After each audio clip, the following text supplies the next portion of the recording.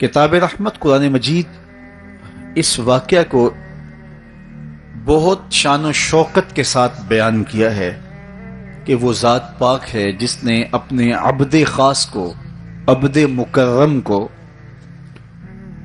رات کے مختصر حصے میں مسجد حرام سے مسجد خاص تک، مسجد اقصی تک سیر کرائی تاکہ وہ اپنے عبد خاص کو، اپنے بندہ خاص کو اپنی قدرت کی نشانیاں دکھائے۔ وہ مسجد اقصی جس کے اطراف میں رحمتیں برستی ہیں، انوار اترتے ہیں اور برکات کا نزول ہوتا ہے، اور پھر مسجد اقصی سے لے کر آسمان تک، اور آسمان سے سدرہ تک، اور سدرہ سے جہاں تک میرے رب نے چاہا اپنے محبوب کو سیر کرائی اور قدرت کے نشانات دکھائے، جنت کی سیر کروائی، حضور نے دوزخ کا ملاحظہ کیا، مسجد اقصی میں نبیوں کی امامت کروائی، بیت المعمور میں اللہ کے محبوب کی جلوہ گری ہوئی، انبیاء علیہم السلام سے ملاقاتیں ہوئیں، اور سب سے بڑھ کر اللہ نے اپنے محبوب کو اپنا دیدار عطا فرمایا۔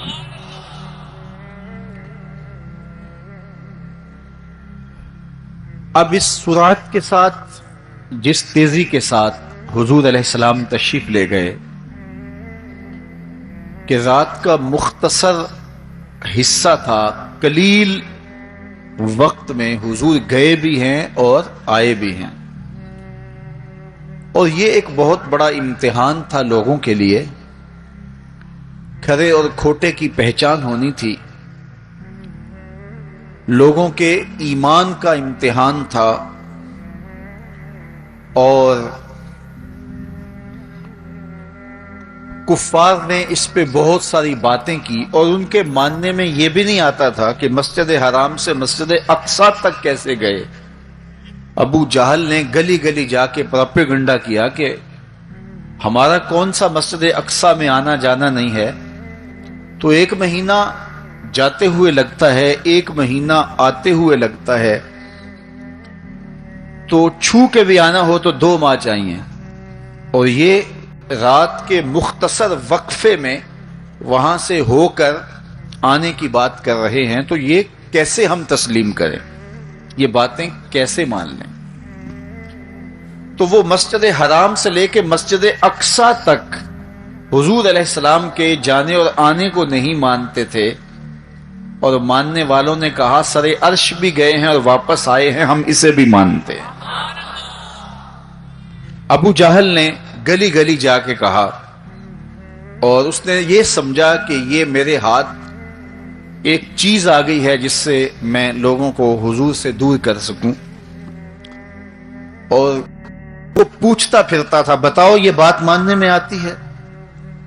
اچانک حضرت ابو بکر صدیق رضی اللہ تعالی عنہ سے ملاقات ہو گئی، تو کہا ابو بکر تم ہی بتاؤ، اگر کوئی کہے کہ رات کے مختصر حصے میں گیا بھی ہوں اور پلٹ کے بھی آیا ہوں تو یہ بات ماننے میں آتی ہے؟ تو فرمایا بالکل ماننے میں نہیں آتی، چھو کے بھی آنا ہو تو 2 ماہ چاہیے۔ سمجھا لوہا گرم ہو گیا، اب چوٹ پورے ٹکانے پہ بیٹھے گی، تو کہنے لگا کہ پھر جن کا کلمہ تم پڑھتے ہو انہوں نے یہ دعویٰ کیا ہے۔ تو حضرت ابو بکر صدیق فرماتے ہیں کہ وہ اس سے بھی عجیب کرے تو میں وہ بھی ماننے کو تیار ہوں، وہ تو آسمان کی خبریں دیتے ہیں، ہم وہ بھی مانتے ہیں۔ تو محبت والوں کے لیے، ایمان والوں کے لیے تو یہ قابل تعجب نہیں ہے۔ قرآن بتاتا ہے کہ حضرت سلیمان علیہ السلام نے کہا کہ مجھے تخت بلقیس چاہیے، تو ایک جن کھڑا ہو گیا، حضرت یہ خدمت میں سر انجام دیتا ہوں، کب تک لے کر آؤ گے؟ اس نے کہا دوپہر تک لے آؤں گا، مجلس برخاست ہونے سے پہلے پہلے تخت حاضر کر دوں گا۔ اور وہ کوئی ڈبیا نہیں تھی کہ جیب میں ڈال کے لے آنی ہو. وہ تخت اتنا بڑا تھا کہ 60 ہاتھ چوڑا تھا، 80 ہاتھ لمبا تھا اور کئی ہاتھ موٹا تھا. 7 کوٹریوں میں مکفل تھا، پہرے دار کھڑے تھے، 1 مہینے کی مسافت پہ تھا. اس کو جیب میں بھی ڈال کے لانا ہو تو پھر بھی 2 ماہ چاہیے، لیکن وہ اتنا بڑا تخت، اس کو وہاں سے لانا کوئی تماشا لبے بام تو نہیں تھا. لیکن جن نے کہا حضرت میں مجلس برخاست ہونے سے پہلے وہ تخت حاضر کر دیتا ہوں. قرآن نے ساری تفصیل سورہ النمل میں بیان کی. اب کتنی بڑی پیشکش تھی، لیکن حضرت سلیمان نے کہا نہیں، مجھے اس سے بھی پہلے چاہیے. پھر وہ اٹھا جس کے سینے میں کتاب اللہ کا علم تھا. قال الذی عندہ علم من الکتاب. مفسرین نے ان کا نام آصف بن برخیہ بتایا ہے، جو حضرت سلیمان کا صحابی تھا. اس نے کہا حضرت میں یہ سعادت اپنے ذمے لینا چاہتا ہوں، آپ کو اگر جلدی چاہیے تو میں لے آتا ہوں. تو آپ نے فرمایا وہ تو دوپہر تک کا ٹائم دے رہا، بتاؤ تم کب لاؤ گے؟ تو وہ شخص جو زبور کا عالم تھا اور حضرت سلیمان علیہ السلام کا صحابی تھا، وہ بولا انا آتی کا بہی قبل ان یرتد الیک طرفک. حضور آپ آنکھ بعد میں جھپکیں گے، تخت پہلے حاضر ہوگا. اور حضرت سلیمان نے ابھی آنکھ جھپکی نہیں تھی، تخت سامنے پڑا ہوا تھا. بے ساختہ پکارا ھذا من فضل ربی، یہ میرے رب کا فضل ہے کہ جس نے میرے ماننے والے کو یہ روحانی طاقت اور توانائی نصیب کر دی. میں آپ سے کہتا ہوں کہ حضرت سلیمان کے امتی کی یہ شان ہے کہ 1 مہینے کی مسافت پر پڑا ہوا تخت آنکھ جھپکنے سے پہلے حاضر کر دیتا ہے. اور خود سلیمان مقتدی بن کے مسجد اقصی میں جس امام کے پیچھے کھڑے ہوں، اس امام کی شان کا عالم کیا ہوگا، ان کی رفعتوں کا عالم کیا ہوگا. تو یہ ایک امتحان ہے معراج، اور میرے اور آپ کے آقا و مولا کی عظمتوں کو ماننے والوں نے کہا کہ یہ بعید نہیں ہے.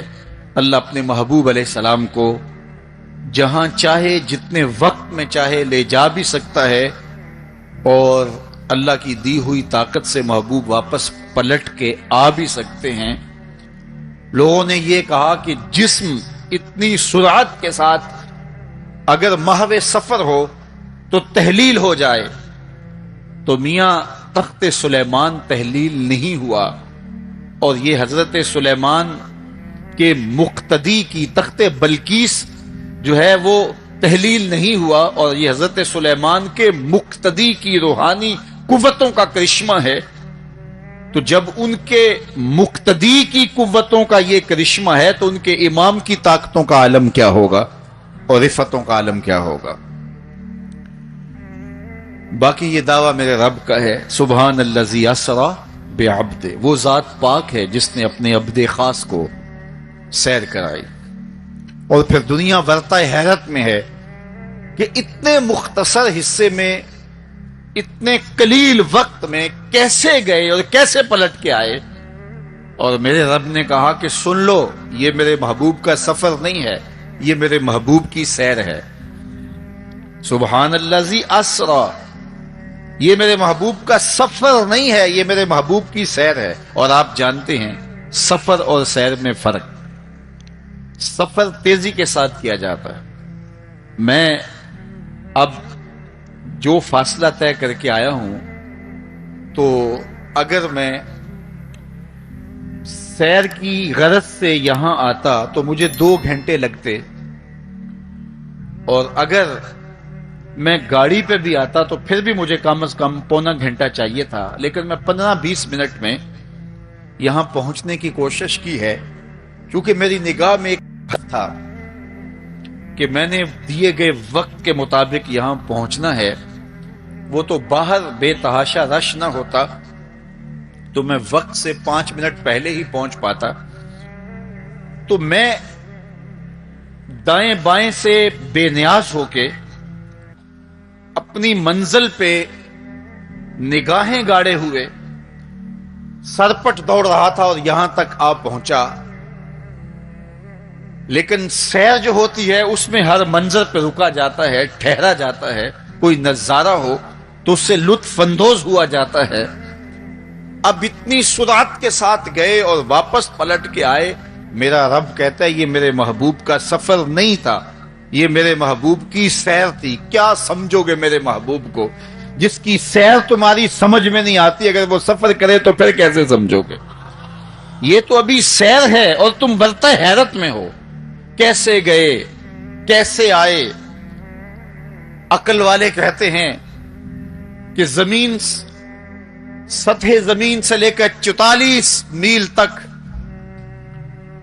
हवा है, उसके बाद कुर्राए खला है, फिर कुर्राए जमहरीर है, फिर कुर्राए नार है, फिर आसमान में खिरको इल्तियाम मुमकिन नहीं,